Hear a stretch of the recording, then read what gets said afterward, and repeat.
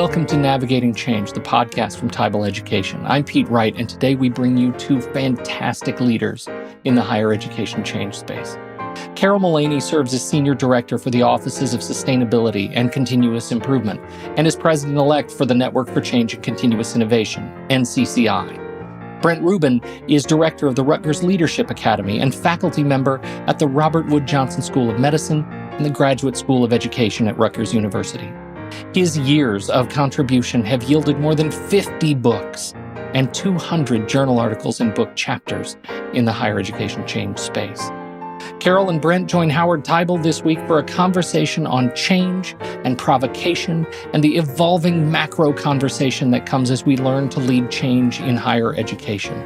This comes as we prepare for the NCCI 20th Annual Conference in Denver, Colorado, Moving Mountains, Cultivating Change in Higher Education. Get this on your calendar for this summer, July 10th through 12th. Registration is now open. And now I hand it off to Howard as he has his conversation with the wonderful Carol Mullaney and Brent Ruben. Well, thank you, Pete. Carol and Brent, thank you for being on the show. It's so exciting to have both of you on here. Thank you for having us. Absolutely. Yep. Pleasure. So in July, Carol, Moving Mountains, Cultivating Change in Higher Education. You are the president-elect of NCCI, and you've got this exciting conference on change.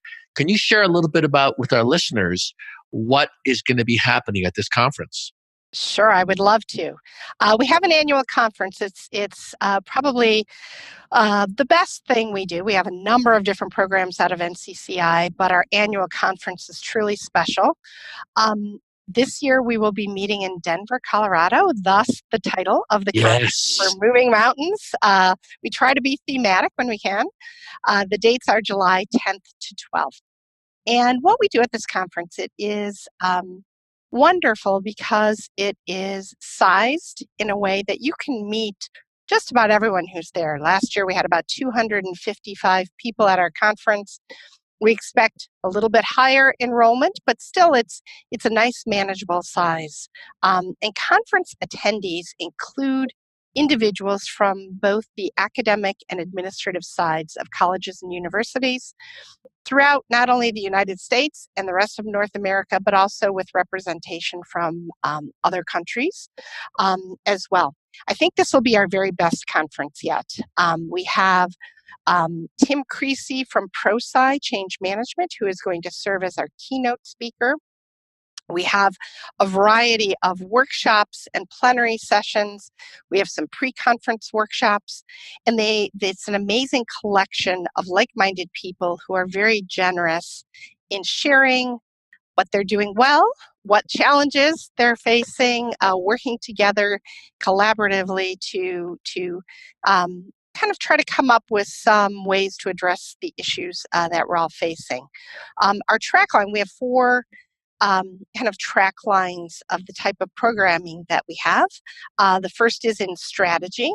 The second is in leadership development and engagement. The third is in process improvement. And the fourth is in navigating change. I love it. You know, what you said at the beginning when you started describing the conference to me is the most important thing, because I've done lots of work with associations, and too often we're just speaking to ourselves. And when you said we've got academics and administrators there, right? That is such a key thing, is that we need to bring these groups together to learn that not only do we speak a different language, but that we have different concerns. You know, and Brent, you know, your history in this space of change and higher education is a phenomenal story. And what I'd love to hear from you, first of all, when you look forward, we're going to talk about looking back and some of the origins of NCCI. But when you look forward at where we are and what's emerging as some recent change issues, what are you seeing in the conversations that people are having today at Rutgers and also outside of Rutgers? Mm-hmm. Well, it's interesting. I think that kind of this event has been an occasion for me to look back a little bit and think about the evolution of things. And I think that really many of the same themes that have always been around are increasingly important today. but that there's a much more of a macro approach. And I think the work of NCCI and people in similar spaces that engage a lot of the NCCI type of people playing an increasingly central role on our campuses. And whereas, and I can talk a bit about this in a minute, but whereas initially it was about quality teams and fixing administrative processes in a pretty micro space, I think that's one of the things that's changed dramatically over the years, and I think will continue to change. Can we go back in time now, Brent? Yeah. Can we do a little time travel? Sure. So, let's go back to pre-NCCI days, right? And basically, we were talking a little bit in the workup in the preparation for this meeting about, what was it like then? And basically, I think there were a handful of people from Penn State, Wisconsin, Rutgers, Cornell, Missouri. And interestingly enough, each of those people had very different jobs. I was directing a PhD program. There was someone who was the head of administrative services, someone at one of those schools that was in charge of budgeting, someone else in the faculty of HR. And at each of those institutions, those people were sort of tapped to lead an initiative at their school that would try to bring change, to the institution. What year was this, approximately? Well, you're talking about like the late 80s, the mid early 90s, and so on. And, thinking back about what were the issues then, there were a number of national conferences that presidents were involved in. The Kellogg Commission was one, and they started to identify a few central issues. Of course, one was not an unfamiliar notion that it costs too much. Questions about the efficiency of higher ed, questions about critique by various constituents. Again, not a new idea. Questions about the service orientation. Did we then care much about, or care enough anyway, about students and visitors and parents, or were we a bit too preoccupied on the provider side of things?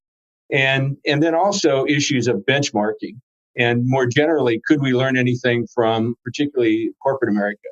And so I think it was basically then in the late 80s, mid 90s, where there started to be a move to thinking about, well, let's look at what the better corporations are doing. And you had AT&Ts and you had Ford and you had Johnson & Johnson, which is here in New Brunswick. And they were all moving very, very dramatically in the area of quality improvement, as it was called then. And so it was process improvement, it was quality circles, it was partnerships, benchmarking, and a really big piece then, and I think continues to be in our work here and in certain other places, is the Baldrige framework, which was a macro level thinking about what leaders need to be doing. So, Carol, at that point, NCCI didn't exist, right? There was no what was the first date that NCCI showed up? What year? Do you recall? So, and I was in the corporate world at that point in time, so I'll defer to Brent, who was one of our founders, but 1999 is the year that we hold as the founding. So this actually is our 20th anniversary of the organization, and we'll be celebrating that at our conference. So what was it like for you, Carol, coming from corporate into higher education? Do you remember that transition? I remember it clearly. Right, because when I ask people to explore that question, it's often a culture shock.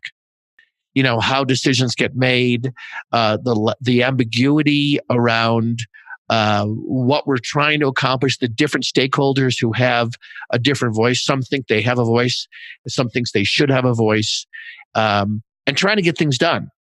So when you joined higher ed from the corporate space, and your mindset, I guess, even at that time was around how do we implement change? What were some of the early obstacles you were discovering that today almost seem like everyone's familiar with it, but then it was new, like how to have these conversations? Sure. So as Brent referenced, as he and his colleagues were looking, and I do think, as you look at Brent, who has such a distinguished background and an academic, even this call representing that. Can we just say that Brent is the man?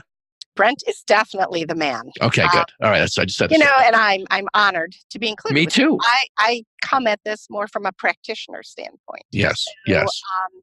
I was hired at the University of Notre Dame after they had done what Brent referred to. They went out to look at what should we do in this space and benchmarked against, first of all, a couple of top universities, like Rutgers and Penn State and Wisconsin, but also looked outside of higher ed and visited some other large companies that had programs in place. What's interesting? Doing that then, those who were practicing this was an important thing to do. But the academic side of the house, early on, my experiences, is they looked at conversations brought from the corporate world as being antithetical to what their mission was, and didn't see, for the most part, that there was value in looking outside of the higher ed space. Mm-hmm. And I think that's shifting. But was that not your experience? That was my experience. Yeah. I recall in the myriad of interviews that I participated in during the selection process, probably almost every single person said to me, well, we don't want to be too corporate. We are different than a corporation. And that is true. My experience, I have been in higher ed now 9 years. But I do have to say there are many similarities. People are the same. A lot of the management structures are the same. I think one thing that is very different is terminology.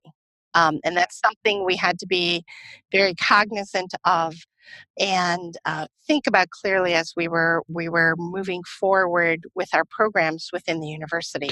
And to me, the reason, you tell me if you agree with this, both of you, that the reason the terminology difference is important, because if you didn't learn to speak the language of higher ed, you couldn't build trust with the constituents. They could see very quickly whether you were bringing in a corporate mindset or a mission-based higher education.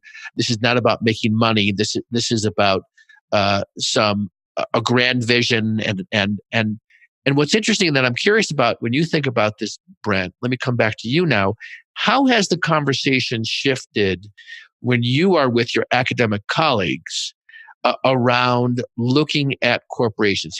Is there greater receptivity in a broader sense that we can learn from corporations and bring that to the academy? Has that moved? It's moved some, but I don't think it's moved as much as it needs to move on the academic side. I completely agree with Carol, and it's my own discipline is communication. So I was tuned into those things from the beginning and finding that most all the words of the quality movement, including the word quality, were problematic, particularly on the academic side. The response to we're starting a quality program is, well, wait a second. Rutgers, for example, was founded in 1766. What the hell do you think we've been doing since then? Right. Okay, so you had that. So the word quality was a problem. The word customer was a problem. Right. For everybody initially, still a problem. My sense is on the academic side, many places, as it was in healthcare and still is in some ways. The word deployment, which is a Baldrige word, that was a problem because that's a military term. And process is a problem because what is a process anyway? We know about programs, we know about services. Assessment, that's a problem. So the issue was, how do you translate what are generically relevant concepts into the vernacular and the culture of higher ed? And one thing I want to add here, and then I'll pause and be interested to hear Carol's thoughts about this.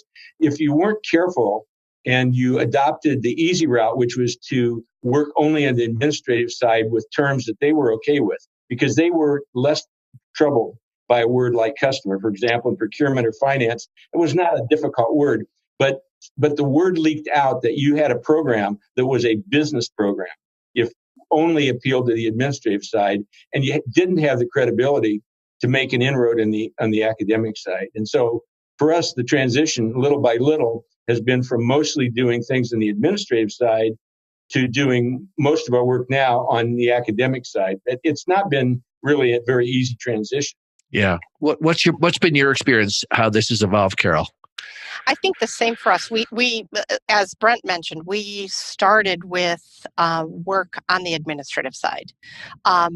we needed to build credibility. We needed to build relationships. We needed for people to trust that we weren't about slashing headcount. We weren't about telling them what they had to do, but more about kind of building knowledge and competence across campus and involving people in the ultimate goals from a project standpoint.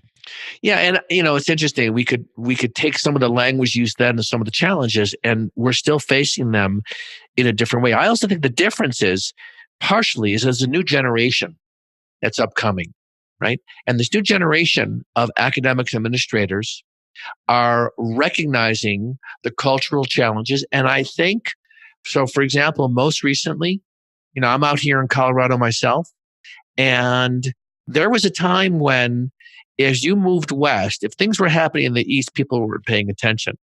But with some of the closures of the universities on the East Coast, Vermont, some of the major mergers that are happening, I think there's a greater awareness across the board that we need to think differently about not just the business model, because I think that's too limited.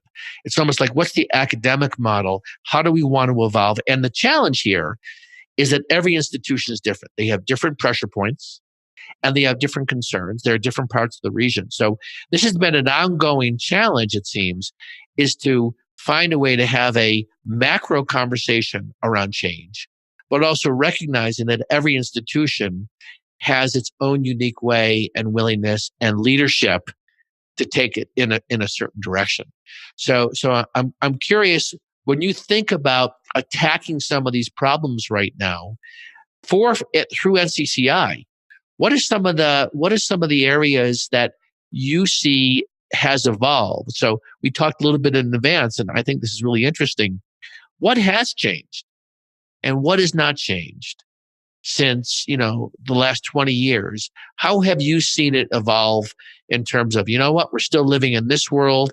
It could be 20 years ago. And in other areas, we really have evolved. So Brent, where are you seeing the difference? Well, I think one of the biggest changes has been, for us anyway, and I see at other schools that I'm asked to go to, is a recognition of the importance of leadership as a part of this. In other words, you can take various tools that have been popular over the years, whether it's lean or process improvement or reengineering or whatever, and you can run one of those programs or plan an intervention. If you don't have a leadership understanding, leadership support, it goes nowhere. And I mean, maybe that's a bit of an overstatement, but let's just say it's not sustainable. So, well, you know what it is? It gets stopped when the politics start playing out, when people start putting pressure, because the leaders, in those moments when the academy or administrators come in, we can't do that, or people start playing territory. Yeah, that's where the leader has to show up differently. And I'll be, provocative and say, I don't think we have a tradition of extremely great leadership in higher education in general. So say more about that. What element of leadership would you say is missing? This is important for our listeners as well as yours. I think one of the things, and I talk about this a lot with groups that I meet with, we've traditionally looked for content and disciplinary expertise when we've hired leaders, whether it's in a deanship or even on the administrative side. We're looking at how strong these people are in a quasi-academic way, either in their field or they were a star in a technical area. And we've really missed the fact that while those may be necessary conditions to be a good leader, the things which make the difference are really cross-cutting skills: communication, personal competencies, organizational competencies, analytical competencies. And, when I look at the dean search committees I'm on or other committees I'm on, there's not enough attention paid to figuring out whether the person has those cross-cutting leadership skills in addition to being a leader in their field and so on. I don't think we're as advanced as industry in knowing what those things are, we're just starting to study what those factors are. We also don't have the assessment center technologies and methodologies that a lot of corporations have had for a long time. It's almost accidental, or you're lucky if you show up with a group of senior leaders in your institution for that period of time while they're in those roles, that they can actually move the needle.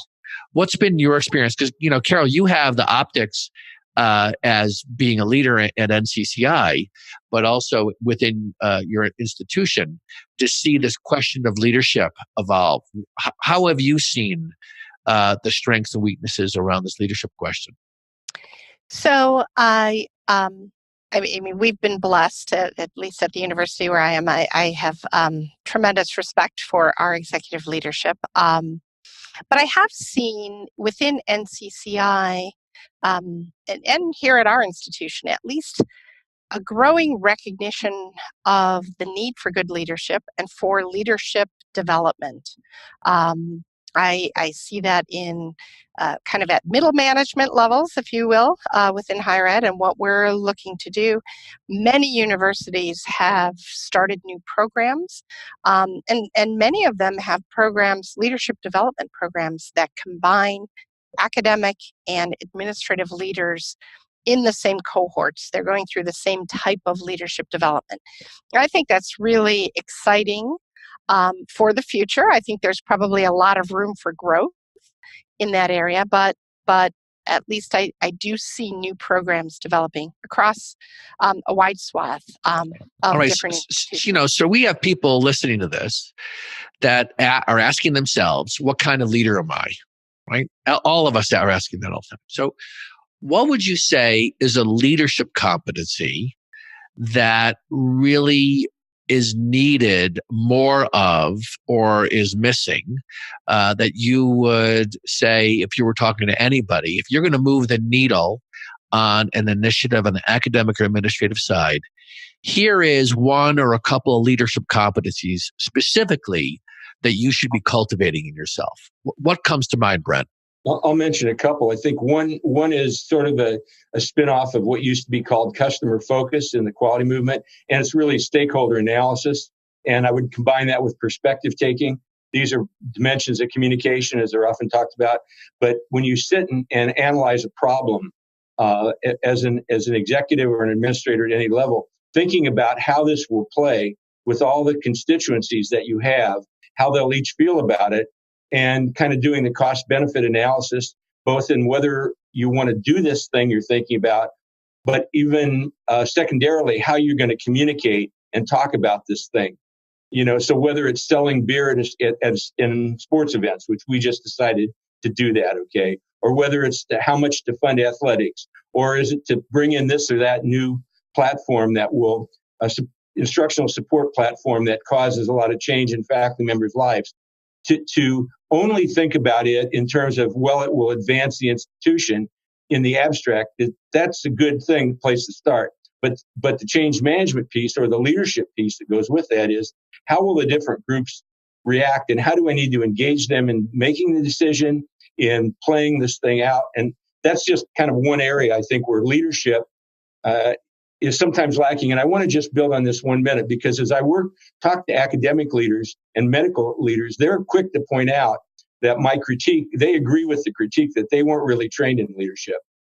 I think of a couple different senior leaders in the medical school say that the first time they've ever had anything about communication other than, let's say, communication with patients, or anything about even thinking about organizational dynamics, was in programs we've run for them. And I think faculty, again, unless you're in a behavioral science discipline, you could have gone all the way through your field and be very accomplished in that field, that discipline, and never have had any course or structure where you thought about managing people or coordinating people. Yes, or mobilizing people. Yeah, all this. To take actions. So I just, one more comment. So I think it's very true that all smart people can become leaders, which I think is a philosophy that permeated higher ed for a long time. Pick a smart person, they'll be able to be a good leader. Eventually, probably true. But that learning curve can be very difficult for them, and it can be difficult for their colleagues as they watch the mistakes. So to Carol's point, I think trying to organize programs that equip people with things that, in a way, they never had a chance to learn earlier on is one of the key things that we all can do. And I think it's part of the future of the work that NCCI types. Right. And it's some of the learning that NCCI can be providing to future leaders. Carol, what about you? When you think about, when you imagine a leader where you say, that's a certain competency we need to see more of, what is that competency you'd like to see more in people leading change efforts? And I would agree with Brent. And I do think leading change and doing it more quickly is probably something, when you asked me previously what maybe one of the adjustments was that I faced moving from a corporate world to higher ed, I think it's the speed with which we operate. People use analogies like the Titanic and other things like that. Things happen more slowly in higher education than they do in a for-profit world. And I think we're seeing the need for things to be done more quickly, the need for resiliency, the need, to have a vision and then to act on it more quickly. And so I think that, at least within NCCI, as we look at change management and equipping people with knowledge and skills and tools to be able to do that, I think part of it is to try to help leaders in higher education act more quickly. Yeah. That issue of speed is fascinating. And I think part of this is, the willingness that you may have to piss off some people. Or let's make it even less, dramatic, that not everybody is going to be happy with your decision. And I think that what I've seen lots of leaders suffer from is trying to satisfy every constituent. And if you're going to move something forward, matter of fact, what I've said once to a college president is the reason you know that what you're doing is working is you've pissed off a bunch of people. Seriously, that there's a place. Now, I'm exaggerating a bit, Brent, but I think there's a place where if you're not provoking people, in a sense, you're waking them up. One of the moods they might be woken up into from complacency is a mood of frustration or even being angry. Why are you doing this? This is the way we've always done it. And I think this is the challenge we face when we're trying to create speed, is we have to do things that get people out of complacency. Yeah, I don't disagree with that. But the only thing I would want to add is I don't think you can please everybody, but you can engage everybody. Yes. I think the process of helping people understand why you're doing this new thing is often overlooked. And I think that goes a long ways toward creating receptivity. And moreover, it's my observation, particularly on the academic side, that there's never been a good idea that I didn't get a chance to talk about. So that if you want to have support, even if you're not going to get to make a decision that people agree with, if you allow them input, the chances of their accepting that is a lot greater. Sometimes people just want to be heard. Technical term, but yes. I think particularly on the academic side, people can't support things if they haven't had a chance to weigh in. And it shouldn't be that way, perhaps, but that's my discovery. So I want to talk about something else. We talked about in advance. Higher ed institutions are, like many institutions that are complex, are political. There's an element of the nature of the way we operate. And what I mean by political is that there's constituencies that have power, and there's constituencies that exercise power. And part of the power lives in sort of where you sit. So one of the things that we're seeing more of, and you mentioned this, Brent, and I think this is a really interesting insight, is that we're seeing more chief diversity officers showing up at the cabinet senior team level. And we all understand why. If you read the Chronicle, you can see that front and center diversity is not just a hot topic, it's a relevant topic that has been ignored for many years. So now we're finding that we are putting those conversations in a place where they can be discussed at the senior level. But I rarely see at the senior level people that play a change role. They often find themselves sometimes a couple of layers down, buried in HR, or they live in an area where they don't have that influence. So would you agree that we need to find a way better to move some of these roles into more senior positions that are going to be focused on change, not the discipline, not just the facilities person or student affairs? All of those are important layers or pieces of a higher ed sort of the structure. But we don't have change leaders at the top and that have that as their primary focus. Do you see that as a possible future movement, or do you already see it happening? What's both of your experience? Well, I'm of two minds on this. One part of me says there was a time when people thought we need quality officers, on the cabinet, and some corporations had that. J&J had that. AT&T had that. AT&T had thousands of quality people, and that was their job designation. And over time, what has happened in those leading corporations, and I know J&J perhaps best, is those concepts have become everybody's job. And I think in a level of maturity is one where, whether it's diversity or quality, it's not seen as one person's job. But it may need to be one person's job in a transitional period, but eventually it's part of the culture that everybody takes ownership of. That said, I think we're really not there yet with diversity, nor are we there yet with concepts like change or leadership development or strategic planning. So I think on the road to that, then what you have to do is find ways to capitalize on public interest and the public recognition in the importance of the thing you do. And communication, now you find communication people on many of the top level administrations. That wasn't always the case. But communication became something everybody thought was a problem and something everybody thought was a solution. And I think that's happening with leadership now.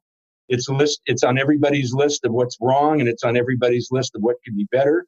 And change might be another one of those. Okay. So I do think that the time is actually right for people to leverage the interest that's in the stakeholder community and boards and so on to make clear what we have to contribute. You have to go beyond saying we do this thing. You have to be able to demonstrate the value you can bring, I think, relative to that thing. So what I'm hearing you say, and I'm going to hear what you think, Carol, I'm hearing you say that maybe initially, as part of the maturity model around this, is that we need someone dedicated to be able to bring that understanding. But over time, it needs to become everyone's responsibility, right? Diversity is everyone's responsibility, but at the same time, there are people that really understand the nature of those issues in a deep way, and having them at the top can help inform people to be more sort of cognizant, and then we can step back, but we're not there yet. What's your sense of that, Carol? So I think it's interesting, and I agree with what Brent has said. We in NCCI have collected information from our members. And one of the beautiful things about NCCI is that we have people from a broad umbrella of different functional areas within a university. And so if you come to our conference, you'll meet people who have titles of strategic planning or continuous improvement or change management, but you'll also meet people from the provost's office, from IT and finance and HR, but they have, as part of their role, a responsibility to lead change in some way. So I've seen in the variety of universities that are part of our membership different models, and I think they can work. Whether or not you have executive leadership that has a commitment to this and therefore utilizes some functional expertise, but also builds knowledge and builds kind of a culture of change management, of improvement. I've seen that work. I've also seen, leaders who have that particular functional title, and they drive change that way. Nice.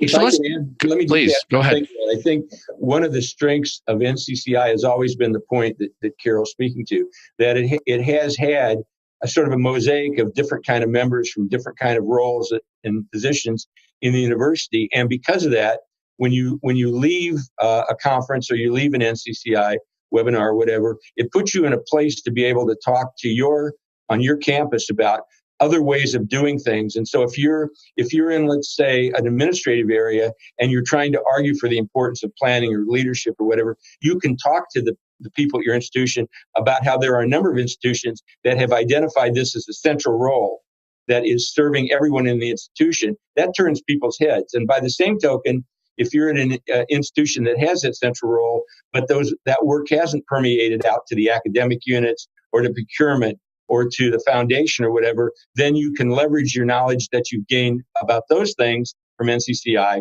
to also push back. And so I think it really equips you to be a change agent yourself, I guess. Yes, yeah. What I love about what you're saying, and it's reminding, because having been to lots of different associations, every association you go to now in higher ed has a track around change. The difference here is this is the focus. So everything you're going to come to, if you come to this conference, whatever role you play in higher education, you're going to learn something about change in a deeper way. And there's no association, in my experience, that has that singular, dedicated, deep focus than NCCI. So I think that's a really important thing, and it's why it's important to grow this, is that, and for people to take the time. So who are some of the, you talked a little earlier, so what are some of the people you're going to see there role-wise? Obviously, you'll have change agents or people that play change roles at your institution, but you will also see academics, like you said, Carol, too, right? You'll see directors, you'll see vice presidents. How is that? Are you seeing over time that's shifting, that more people who play more traditional roles in higher education are beginning to see the value at being an NCCI? I do. I see. So a value of NCCI is that it's an institutional membership. And so university would join, and then anyone who is employed at that university, faculty or staff, can be connected, can be on the mailing list, can receive member benefits. And we have many universities that send multiple people to the conference. And what's interesting, for example, from my university, we've had individuals from our continuous improvement office, our strategic planning, our human resources, our information technology teams. From others, we've had individuals from provost's office, chancellor's office. So it's very exciting. The other thing is that any institution within higher education can be a member. So part of the value too is the generous sharing of experiences that we realize from people across different types of institutions. I think within higher ed, at least this is my experience, we tend to benchmark against what we consider peer universities. Right. But sometimes there's great value in looking outside of that traditional peer benchmarking set as well. Yes. And sharing information with community colleges. That's right. Because some of them might be moving a lot faster in terms of a certain competency or discipline. That if you're a research institution, ultimately you could put something in place in a particular division and learn it from another type of institution without question.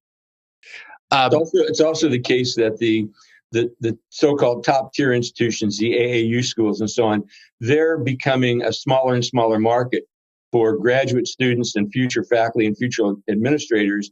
And more, the impact of higher ed, I think, is at the community college level and at the state school level. And, we need to make sure that we're doing all we can for all those institutions. That's beautiful. So I'm just going to say that for all of our members, I would highly encourage the people that listen to this podcast, and I know we're going to share this with your members so they can see what's upcoming in the conference, to really check out NCCI if you haven't attended. Because I've been to a number of these conferences, and it's always surprised me, even though I've been practicing this work, how much I'm even learning in the space where I think I know something, and I get to see somebody practicing, sometimes you walk away with one or two nuggets. You can go back and make a phenomenal change. So let's wrap this up. And we'll make sure, by the way, that people can get access to how they register. Why don't you just tell people right now, if they're interested to learn more, where should they go, Carol? So they should go to our website, and and the website is? It is NCCI-CU.org. If you do a Google search for NCCI, you'll probably find some other organizations, but NCCI-CU.org. And the CU is what does CU stand for? That's a question I don't know the answer to. Okay, all right. It's not an acronym for a university. It might be CU at the conference. CU. Yes. Oh, good. There you go. That was good. Good comeback, Brent. All right, so let's to wrap this up. I just want to give you both a chance to just share one thing that you're excited about upcoming at this conference that you're anticipating you're going to be coming to. Anything that you want to share, Carol or Brent, that really gets you, excited to say, I'm going to be there and participate, that's new and different for you? I can start out. What I'm looking forward to getting a chance to see, how things have progressed and meet some colleagues that I have and some of the newer people. But by the same token, there are a number of people who were in the founders group that are coming to this, some of whom I haven't really seen for a while. So I'm also very much looking forward to that kind of a reunion as well. So that you're going to be sharing a beer at the bar. Absolutely. Looking back, you remember when? Absolutely. What about you, Carol? There's so many things I'm looking forward to. It is our 20th anniversary, so to celebrate the great work that's been done over these past 20 years. But it's an opportunity for us to look forward. And I think the thing I most look forward to at the conference every year is meeting people one-on-one. We have opportunities for people to have dinner together. We call them dine-arounds. There are so many opportunities to really connect with people and build your network. And so I look forward to growing my network again this year. Fantastic. Well, listen, I want to thank the two of you for your dedication to this work, because this is one of those areas where the needle's moved by seeing that there are people who are dedicated the way the two of you are to continuing to improve, right? To recognize that this is a lifelong learning endeavor that we're in, and learning how to speak a language, learning how to talk differently or converse in a more impactful way. And I'm thrilled, Brent, that this is our first opportunity to meet face to face. And I've known about you for so many years. And Carol, your energy for this work is so obvious. So I'm looking forward to being there with you. And I encourage everybody to go to the NCCI website. And if you have an opportunity, especially if you're in this area in Colorado, to show up there. So thank you to both of you, and we look forward to seeing you at the conference. Thank you for hosting, Howard. You're welcome. Thank you. See you in Colorado. See you in Colorado.